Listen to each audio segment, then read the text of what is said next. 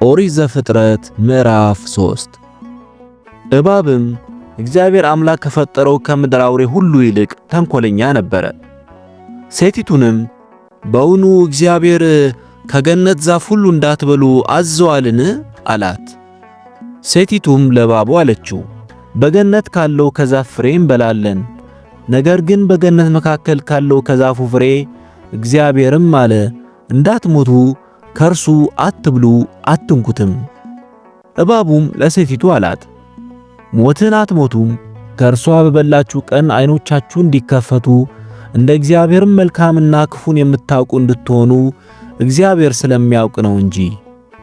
ሴቲቱም ዛፉ ለመብላት ያማረ እንደሆነ ለዓይንም እንደሚያስጎመጅ ለጥበብም መልካም እንደሆነ አየች።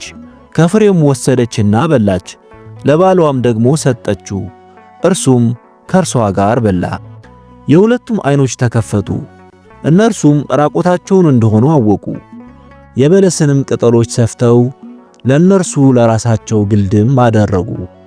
እነርሱም ቀኑ በመሸ ጊዜ የእግዚአብሔርን የአምላክ ድምፅ ከገነት ውስጥ ሲመላለስ ሰሙ። አዳምና ሚስቱም ከእግዚአብሔር ከአምላክ ፊት በገነት ዛፎች መካከል ተሸሸጉ። እግዚአብሔር አምላክም አዳምን ጠርቶ ወዴት ነህ አለው። እርሱም አለ፣ በገነት ድምፅህን ሰማው፣ ራቆቴንም ስለሆንሁ ፈራው፣ ተሸሸግሁም። እግዚአብሔርም አለው፣ ራቆትህን እንደሆንክ ማን ነገረህ? ከእርሱ እንዳትበላ ካዘዝሁ ዛፍ በውኑ በላህን?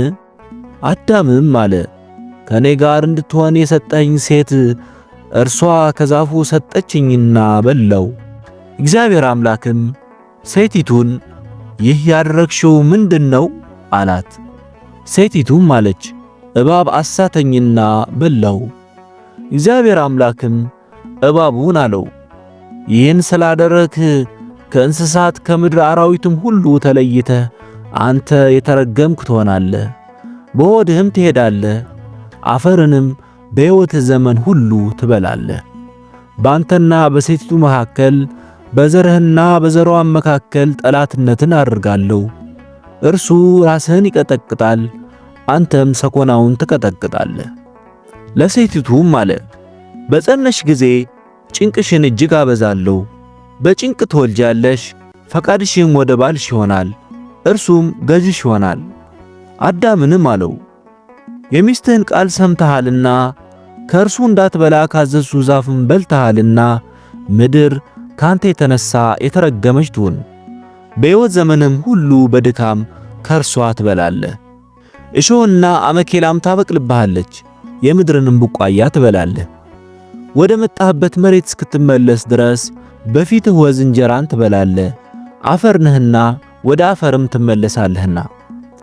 አዳምም ለሚስቱ ሔዋን ብሎ ስም አወጣ፣ የሕያዋን ሁሉ እናት ናትና። እግዚአብሔር አምላክም ለአዳምና ለሚስቱ የቁርበትን ልብስ አደረገላቸው፣ አለበሳቸውም።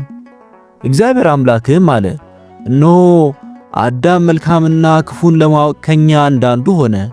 አሁንም እጁን እንዳይዘረጋ ደግሞም የሕይወት ዛፍ ወስዶ እንዳይበላ ለዘላለም ሕያው ሆኖ እንዳይኖር። ስለዚህ እግዚአብሔር አምላክ ከኤደን ገነት አስወጣው፣ የተገኘባትን መሬት ያርስ ዘንድ። አዳምንም አስወጣው፣ ወደ ሕይወት ዛፍ የሚወስደውንም መንገድ ለመጠበቅ ኪሩቤልና የምትገለባበጥ የነበልባል ሰይፍን በኤደን ገነት ምስራቅ አስቀመጠ።